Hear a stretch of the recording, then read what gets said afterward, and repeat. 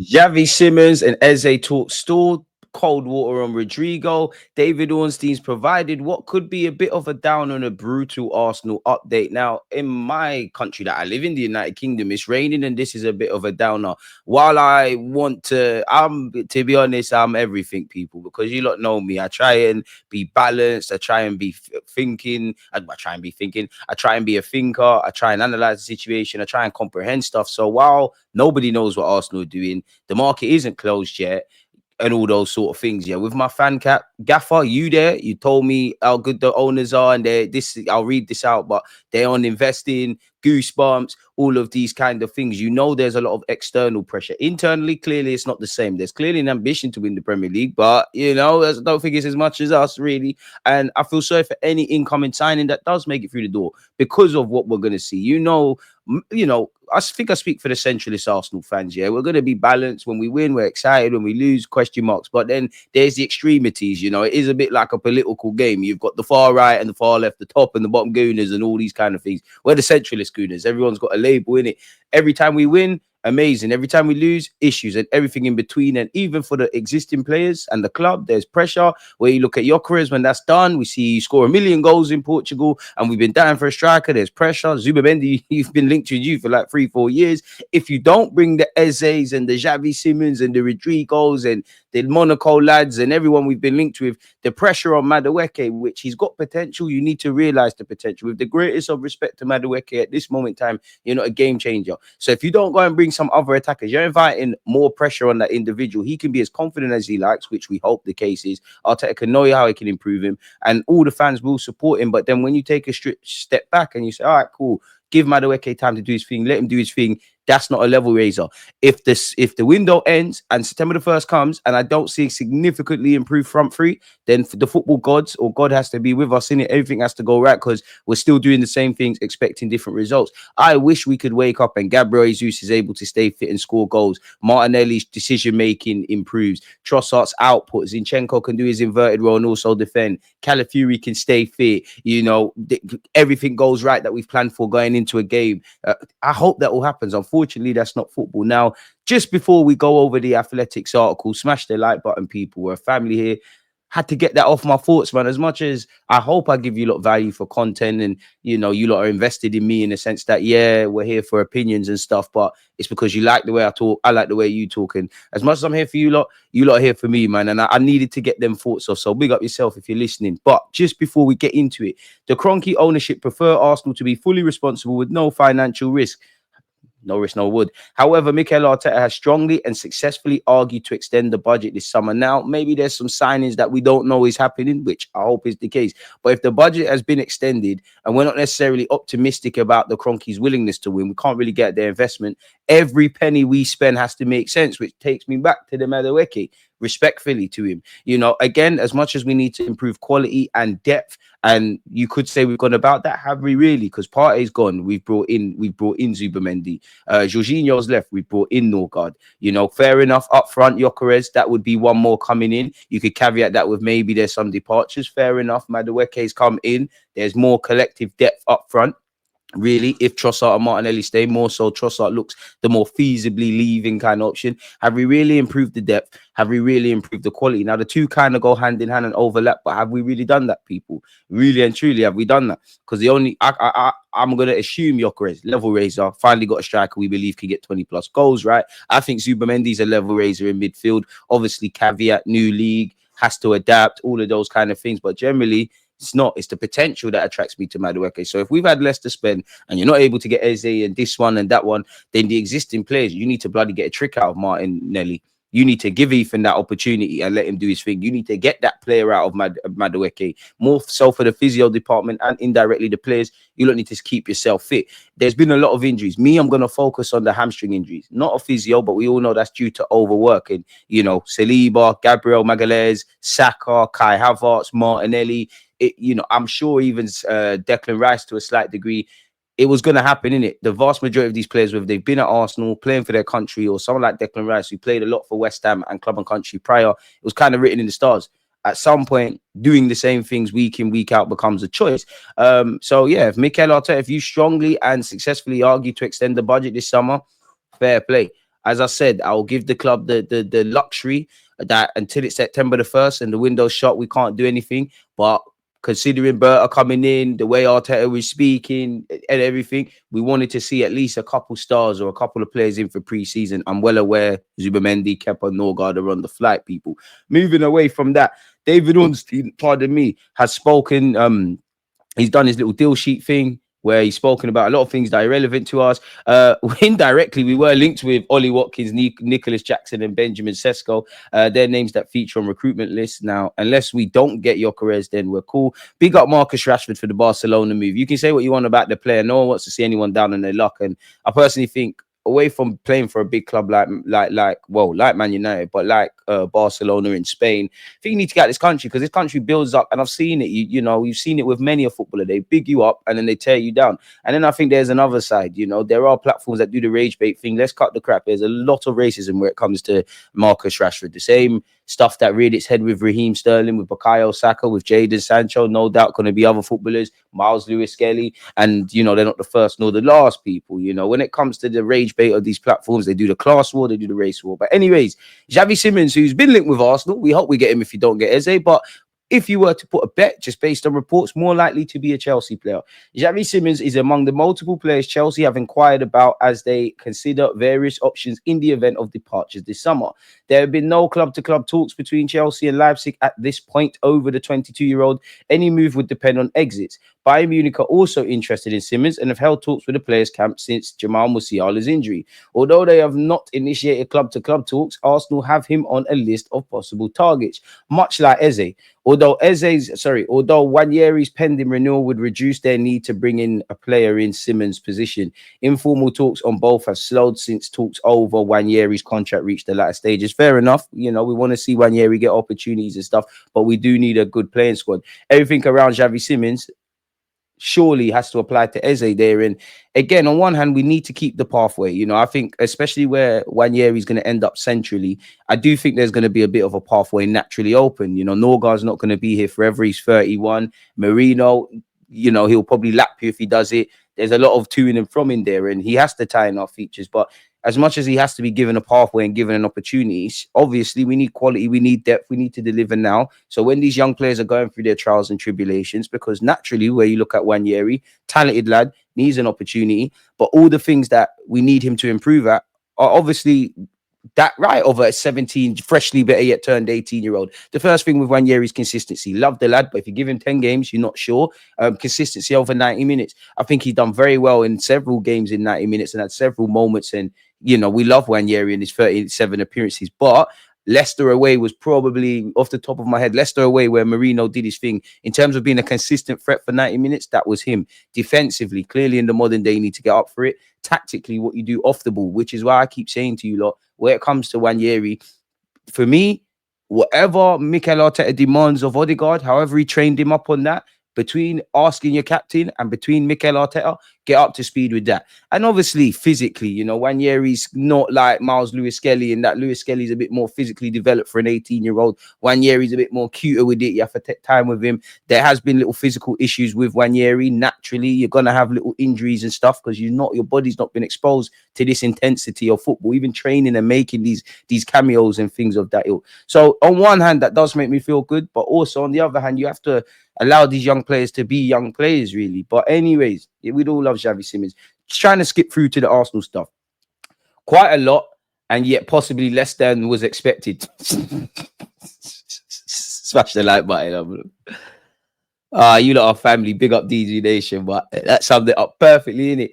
Arsenal have completed the signing of Noni Madueke from Chelsea for an initial 48 million, but have not yet finalised planning moves for Sporting's Victor Gyökeres and Valencia's Christian Mosquera. The difference with Mosquera is we're led to believe he's done his medical. We've seen the picture leaked, and actually on social media at the time of making this video, he's been spotted at Heathrow Airport, which obviously is going to be making his way to Singapore. I think it's an 11-hour flight, so I hope you got your series sorted, man.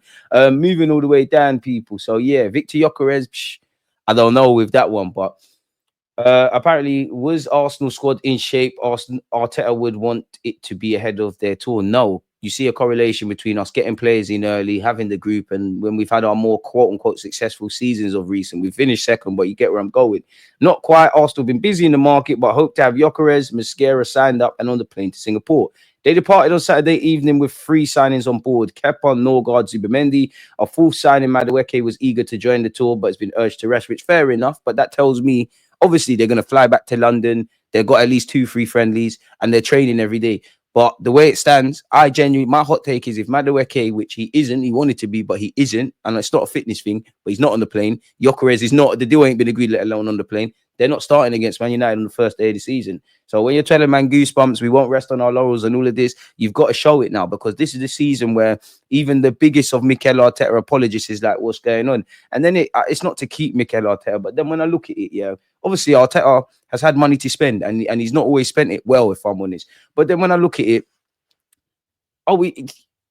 is it ever going to change? Because Arsenal Football Club, in my 30 years, obviously, we've been having greater times. I'm not going to sit here and do all of that, but we've never retained the Prem in my lifetime. And I do think there's been an air of complacency when we've achieved success to build on that sustained success. Then you move to the Emirates era, and we've seen Jack Wilshere, Robin Van Persie, Thierry Henry, Cesc Fabregas. Of course, some men have left the club, but you've heard them speak about, just as a player, we thought you grab 1 or 2 players and we're close to achieving certain things. And you fast forward to today, it feels like that, if I'm honest with you. The squad is kind of in a good shape, give or take. We know we do some extended thoughts, but we never do everything that needs to be done. That being said, though, the Cronkies did say they didn't buy the club to win trophies. I think they would like to win. I think anything beyond Champions League and being self-sustaining is a bonus. So this is where I'm quite critical on everything that we spend, especially when it comes to unprovenness. I do think there's a lot of signings where you're kind of squinting, to see the benefits. You're not just looking like, is he a good player? Which none of these guys, like, I'm not making this about Madueke. He's not a bad player. I'm more talking about the belly of the beast. It's more what you could kind of be. I thought it was naive to assume that you signed Madueke and he's going to be back up anyways, but I hope to be wrong. But to be fair, the Cronkies could sit here and say, since we took full ownership, we took a chance on Arteta where he had no CV. We've broken the transfer record, 105 million for Declan Rice. You see the fees we've spent on Madueke, on Kai Havertz, so on and so forth. We backed him. We've given him a new contract. Have we hit that ceiling? And there's not a willingness now. I think Arteta and the players want to break through that ceiling, but Arteta's got his own issues and there's fundamental flaws in the squad. Signings in terms of first team 11 quality, depth, Mikel Arteta has to evolve tactically, and I would also say adapt in games. Just be a bit different, evolve. None of these things happen, then we're going to do the same thing in it. There's going to be some highs, there's going to be lows. Unfortunately, in May, you're not going to get what needs to be done. But let's be a bit more optimistic. Arsenal's pursuit of Gyökeres has become protracted. Sporting are upset with the conduct of the player who failed to return to training after insisting the club regated on an agreement allowing him to leave this summer for 60 million euros plus 10 million euros in add-ons. The two clubs now have a broad agreement on a fixed fee of 63.5 million euros with a further 10 million euros in potential add-ons. So it seems that there's an agreement.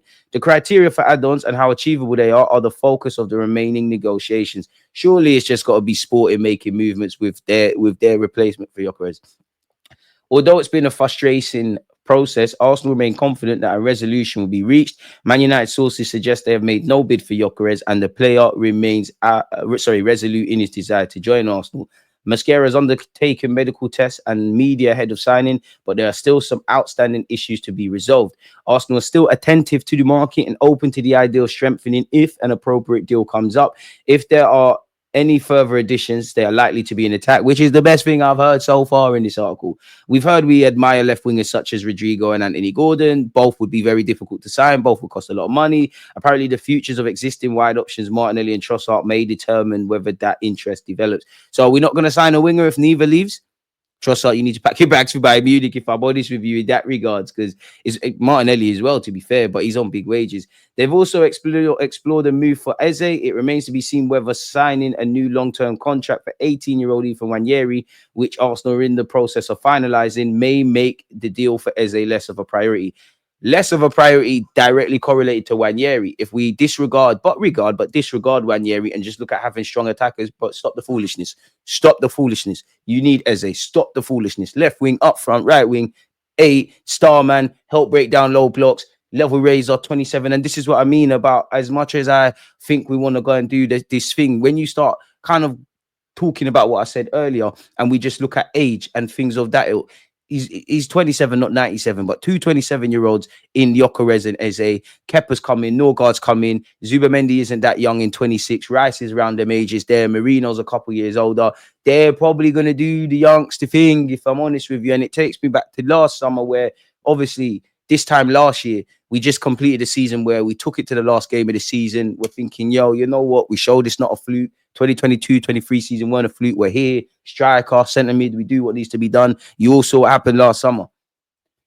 This is why I can't get vexed anymore, because ultimately it can't change anything. Anyways, Arsenal's recruitment drive at academy level continues. The club have signed 17-year-old attacking midfielder Damien Augustine from Derby, bring him up, the Dutch international, youth international, and have agreed a fee with Salford for the 17-year-old striker Will Wright, although personal terms are yet to be agreed. And we're still linked with that Blackburn forward. Zinchenko and Nelson have both been named in Arsenal's 30-man tour. Both remain available in this window, with Zinchenko's contract expiring next summer. This is Arsenal's last chance to recoup some of their investment on the Ukrainian international. Fulham, who took Nelson on loan last season, remain interested in a deal for the 25-year-old. Arsenal's preference would be for a sale rather than a loan deal. Karl Hein has been left out of the tour squad as he looks to move away from the club, either on loan or a permanent transfer. Fabio Vieira is on an extended break after the Club World Cup, in which they would have told him and Madueke to do your thing. If I was Fabio Vieira, I might have pushed him. Like, that tells you his future's away from here, because he knows it. Because I would have pushed to go on tour personally. Just like we heard Ranieri was given time off for his participating in England under-21 tournament. He said, no, forget that. I want to go and train and be with you lot. And they allowed him. But boy, it's a bit dark, man. Obviously, should we scroll quickly and see if there's anything else, that indirect stuff? What's this with Hatto? Chelsea have also made a fresh inquiry for Joao Hatto. Nothing has progressed yet, but the situation around the 19-year-old who could play on the left side of defense is said to be ongoing. I want a defender, so bring him to the carpet. I mean, Liverpool are also, it's not here, but are aggressive. But again, Hugo Ekitike, but they're heavily linked with Rodrygo. And they, based on reports, they're probably going to be the favourites. And you see why we have to get better at selling. Because they could sell Ben Dork. They're going to make decent. They're going to make at least 30 all the way to potentially 50 million for Harvey Elliott. They just sold Kwanzaa and Tyler Morton. I don't know why, but I always think Liverpool Spurs when I see him. He's another one. We need to start making bread, if I'm honest with you. Napan, who was once linked with us, is now obviously at City. Mbeumo would have been lovely. You know, I would have preferred Mbeumo over Madueke, but I know no two situations are the same. Isaac is, you know, clearly had his head turned between Liverpool and Saudi. Gerhi was linked with us so long ago. Hope Spurs don't get Morgan Gibbs White. We were linked with Paulinho. Where's the is there any Real Madrid business? There, here we go. I just want to see if there's anything around Rodrygo. Just tell me he admires Arsenal or Saturn, man. Sources close to the first team believe there's an overbooking of forwards and there could still be some exits. For example, in the coming weeks, we should follow closely the situation with Rodrygo. As reported last month, the Brazilian's forward future at the club is uncertain. We know that, but for every report that says it's uncertain over Rodrygo's future at Real Madrid, there's also reports saying he don't want to leave, he wants to impress. Those reports are wide of the mark, etc. Now, I don't know if this is true, but apparently Gyökeres is embroiled in a legal dispute with Sporting as he looks to force through a move. I mean, such as how sour it's gone, it wouldn't be too much beyond the realms of possibility. I'm bored of this, but this is said, we understand Sporting are asking for 2.5 million if Gyökeres plays 20 games for Arsenal next season.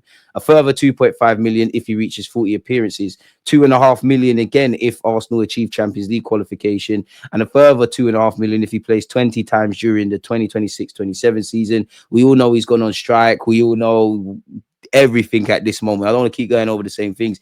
We all know naturally Gyökeres' lawyers might hit back, but crucially, what has Duncan Castle said?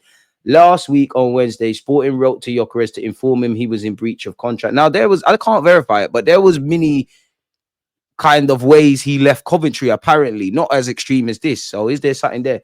Single-mindedness, which I like. To which his lawyers replied, in terms of this breach of contract, saying they didn't feel he was in breach of contract because Gyökeres had promises from the club that they would allow him to leave this summer if his agents brought a certain fee, and the club had gone on those promises. There's now a legal dispute between the player and the club in the background, and a general sense that I'm getting from Portugal is that Sporting want to make this difficult as possible for Gyökeres. They're not happy with the behavior of the agents and not happy with the way this has become public. That's feeding into these final negotiations. So is it Gyökeres versus Sporting? Is it over bonuses? Is it You know, is it Sporting Arsenal? Is it Sporting versus Gyökeres? Is it over bonuses? Or is it because what I kind of felt 24 hours ago, that Sporting are just trying to get their replacement sorted? He comes in, there's movement. We don't know. But right now, preseason is underway. Ain't got no game changers, blooded in early, not exactly goosebumps. And again, I can't comment until the end of September, but it's shades of what we did already. And for all this powder dry, and we're nowhere near FFP, and we wanted to do certain things after not signing in January, it's boring now, isn't it? Like, even going back to when we went out against Bayern Munich, you needed players with X factor. Fair enough. You always